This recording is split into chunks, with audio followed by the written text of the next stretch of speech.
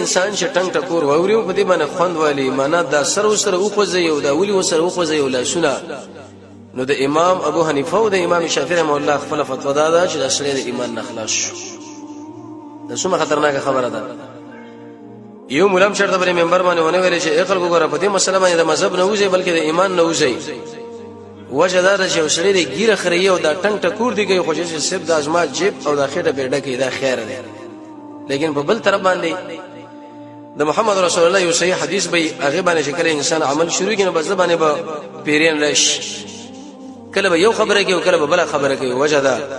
چې دا سړی چې د الله د رسول لپاره لګینه د صرف د خپل خېټي غم وړي د شهرت غم وړي د جوسه